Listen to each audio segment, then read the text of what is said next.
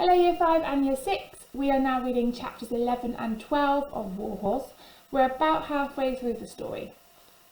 And so let's begin with chapter 11. And all was to stay well for a time at least. For the war suddenly moved away from us that spring. We knew it was not over, for we could still hear distant thunders of the gun, and the troops came marching through the farmyard from time to time towards the line. But there were fewer wounded now to bring in, and we were needed less and less to pull our ambulance carts back and forth from the trenches. Topthorne and I were out to grass in the meadow by the pond most days, but the evenings were still cold with the occasional frost, and our Emily would always come to get us in before dark. She did not need to lead us, she had but to call, and we followed. Emily was still weak from her illness, and coughed a great deal as she fussed around us in the stable. From time to time now she would have to heave herself up onto my back, and I would walk so gently around the yard and out into the meadow, with Topthorne following close behind. She used no reins on me, no saddle, no bits, no spurs, and sat astride me, not as my mistress, but rather as a friend. Topthorne was just that much taller and broader than me, and she found it very difficult to mount him, and even more difficult to get down. Sometimes she would use me as a stepping stone to Topthorne, but it was a difficult manoeuvre for her, and more than once she fell off in the attempt. But between Topthorne and me there was never any jealousy, and he was quite content to plod around beside us and take her on board whenever she felt like it. One evening we were out in the meadow, sheltering under the chestnut tree from the heat of the new summer sun, when we heard the sound of an approaching convoy of lorries coming back from the front. As they came through the farm gate, they called out to us, and we recognised them as the orderlies, nurses and doctors from the field hospital. As the convoy stopped in the yard, we galloped over to the gate by the pond and looked over. Emily and her grandfather emerged from the milking shed and were deep in conversation with the doctor. Quite suddenly we found ourselves besieged by all the orderlies we had come to know so well. They climbed the fence and patted and smoothed us with great affection.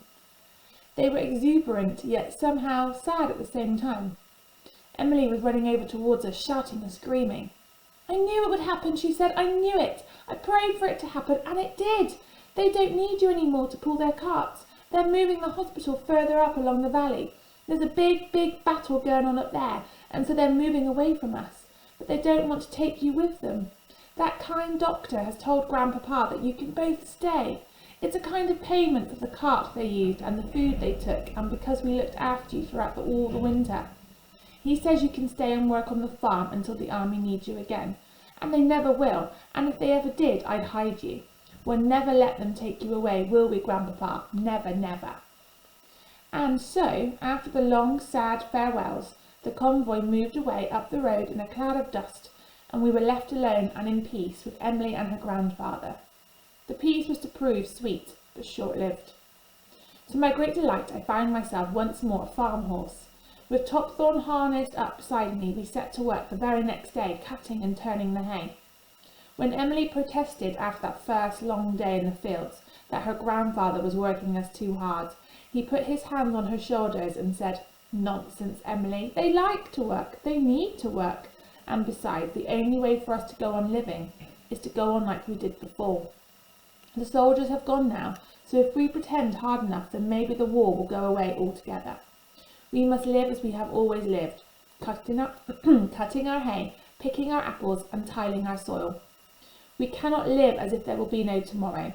We can live only if we eat, and our food comes from the land. We must work the land if we want to live, and these two must work it with us.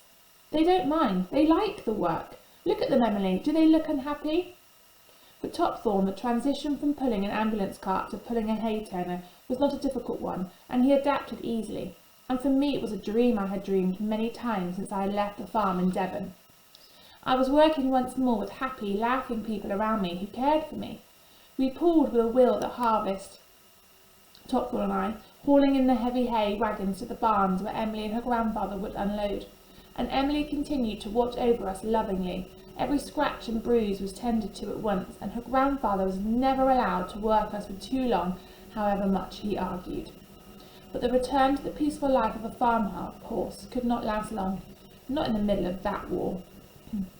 The hay was almost all gathered in when the soldiers came back again one evening. We were in our stables when we heard the sound of approaching hoofbeats and the rumbling of wheels on the cobblestones as the column came trotting into the yard. The horses, 6 at a time, were yoked to great heavy guns, and they stood in their traces puffing and blowing with exertion. Each pair was ridden by men whose faces were severe and hard under their grey caps. I noticed at once that these were not the gentle orderlies that they had left us only a few short weeks before. Their faces were strange and harsh, and there was a new alarm and urgency in their eyes. Few of them seemed to laugh or even smile. These were a different breed of men from those we had seen before. Only one soldier who drove the ammunition cart came over to stroke us and spoke kindly to little Emily. After a brief consultation with Emily's grandfather, the artillery troop bivouacked in our meadow that night, watering the horses in our pond.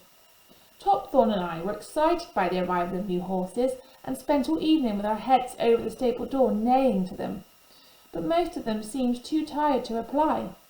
Emily came to us to tell us about the soldiers that evening, and we could see she was worried, for she would talk in only a whisper.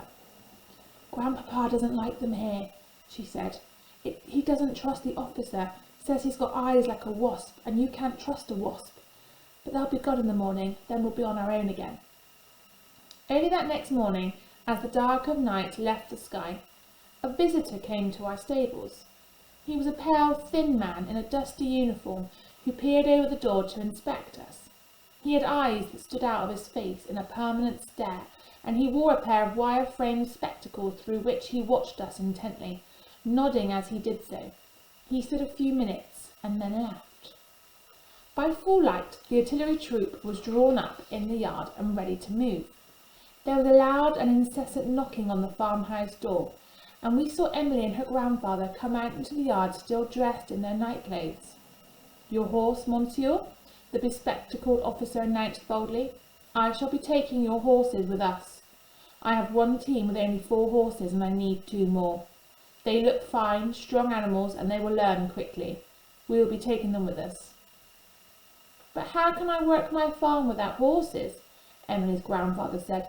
"They are just farm horses. They won't be able to pull guns."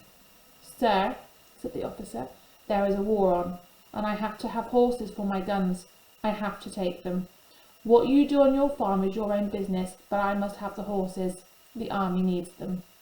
"But you can't," Emily cried. "They're my horses. You can't take them. Don't let them, Grandpapa. Don't let them. Please don't let them." The old man shrugged his shoulders sadly. "My child," he said quietly, "what can I do? How could I stop them? Do you suggest I cut them into pieces with my scythe, or lay about them with my axe? No, my child. We knew it might happen one day, didn't we? We talked about it often enough, didn't we? We knew they would go one day. Now I want no tears in front of these people. You ought to be proud and strong like your brother was, and I'll not have you weaken in front of them.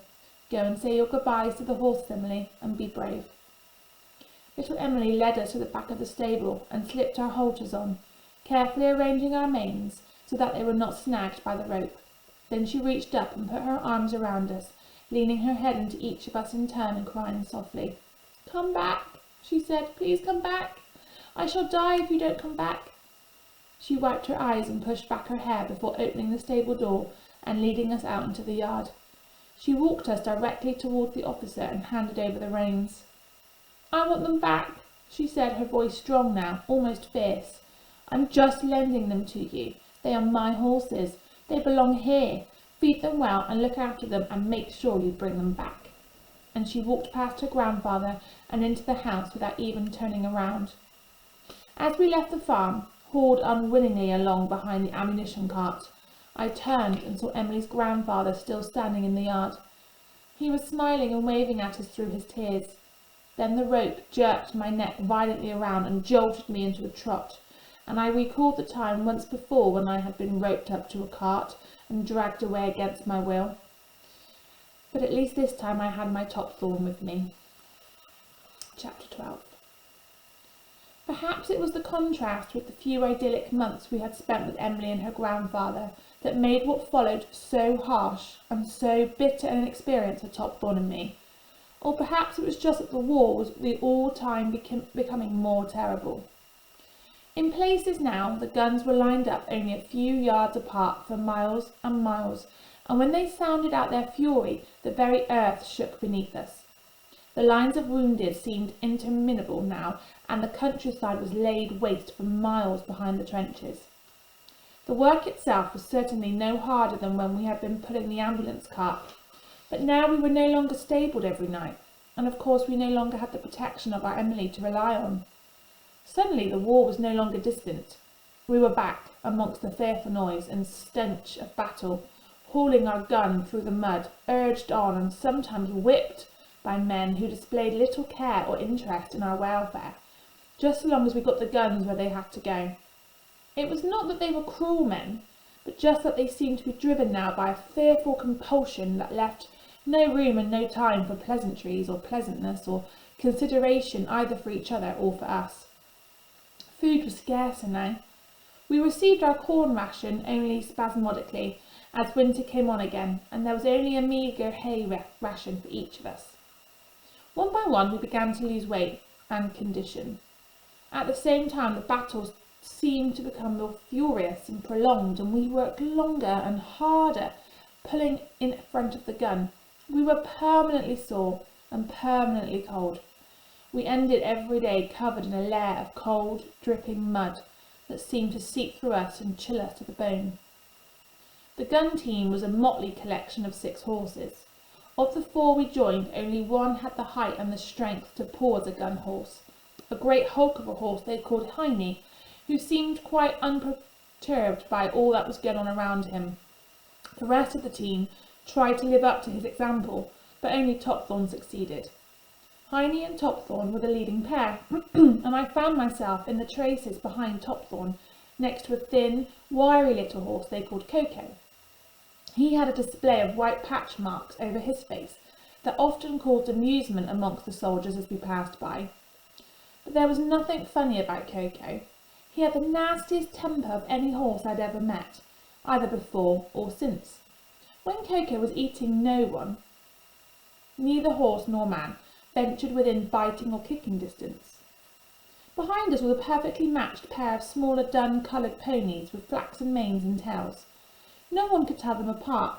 Even the soldiers referred to them, not by name, but merely as the 2 golden half-flingers. Because they were pretty and invariably friendly, they received much attention and even a little affection from the gunners. They must have been an incongruous but cheering sight to the tired soldiers as we trotted through the ruined villages up to the front. There was no doubt that they worked as hard as the rest of us, and that in spite of their diminutive size, they were at least our equals in stamina.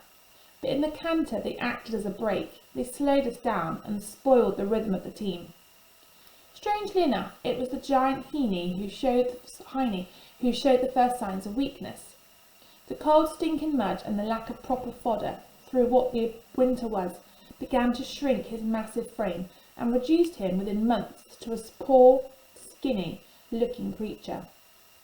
So to my delight, and I must confess it, they moved me up into the leading pair with Topthorne, and Heine dropped back now to pull alongside little Coco, who had begun the ordeal with little strength in reserve. They both went rapidly downhill until the 2 of them were only any use for pulling on flat, hard surfaces, and since we scarcely ever travelled over such ground, they were soon of little use in the team, and made the work for the rest of us that much more arduous. Each night we spent in the line-ups to our hock in freezing mud, in conditions far worse than that first winter of the war when Topthorne and I had been cavalry horses. Then each horse had had a trooper, who did all he could to care for us and comfort us, but now the efficiency of the gun was the first priority, and we came a very poor second. We were mere work horses, and treated as such. The gunners themselves were grey in the face with exhaustion and hunger. Survival was all that mattered to them now. Only the kind old gunner I had noticed that first day when we were taken from the farm seemed to have the time to stay with us. He fed us with hard bits of crumbly black bread and spent some time with us, more than his fellow soldiers, who he seemed to avoid all he could. He was an untidy, portly little man who chuckled incessantly and would talk more to himself than to anyone else. The effects of continual exposure, underfeeding and hard work were now apparent in all of us. Few of us had any hair growing on our lower legs, and the skin below was a mass of cracked sores. Even the rugged little halflingers began to lose condition. Like all the others, I found every step I took excruciatingly painful, particularly in my forelegs, which were cracking badly from the knees downwards. And there was not a horse in the team that was not walking lame. The vets treated us the best they could, and even the most hard-hearted of the gunners seemed disturbed as our condition worsened. But there was nothing anyone could do until the mud disappeared. The vets shook their heads in despair and pulled back those they could for rest and recuperation, but some had deteriorated so much that they were led away and shot there and then after the vet's inspection. Heine went that way one morning, and we passed him lying in the mud, a collapsed wreck of a horse, and so eventually did Coco, who was hit in his neck by flying shrapnel and had to be destroyed where he lay by the side of the road. No matter how much I disliked him, and he was a vicious beast, it was a piteous and terrible sight to see a fellow creature with whom I had pulled for so long, discarded and forgotten in a ditch. The little halflingers stayed with us through the winter, straining their broad backs and pulling against the traces with all the strength they could muster. They were both gentle and kind, with not a shred of aggression in their courageous souls, and Topthorn and I came to love them dearly. In their turn they looked up to us for support and friendship, and we gave both willingly. I first noticed that Topthorn was failing when I felt the gun pulling more heavily than before. We were fording a small stream when the wheels of the gun became stuck in the mud. I turned quickly to look at him and saw him suddenly labouring and low in his stride. His eyes told me the pain he was suffering, and I pulled all the harder to enable him to ease up. That night, with the rain sheeting down relentlessly on our backs, I stood over him as he lay down in the mud. He lay not on his stomach as he always did, but stretched out on his side, lifting his head from time to time as spasms of coughing shook him. He coughed intermittently all night and slept out fitfully. I worried over him, nuzzling him and licking him to try to keep him warm and to reassure him that he was not alone in his pain. I consoled myself with the thought that no horse I had ever seen had the power and stamina of Topthorn, and that he must have a reservoir of great strength to fall back on his sickness.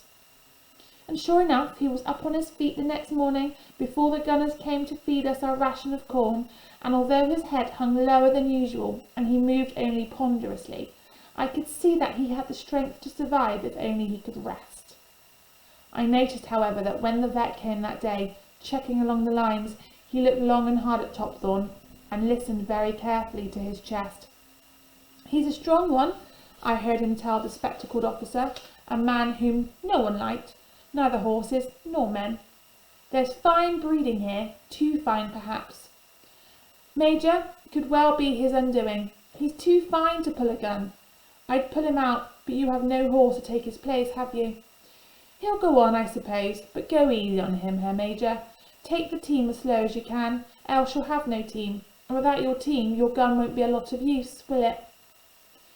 "He will have to do what the others do, Doctor," said the Major in a steely voice. "No more, no less. I cannot make exceptions. If you pass him fit, he's fit, and that's that." "He's fit to go on," said the vet reluctantly, "but I'm warning you, Major, you must take care of him." "We do what we can," said the Major dismissively, and to be fair, they did. It was the mud that was killing us one by one, the mud, the lack of shelter, and the lack of food.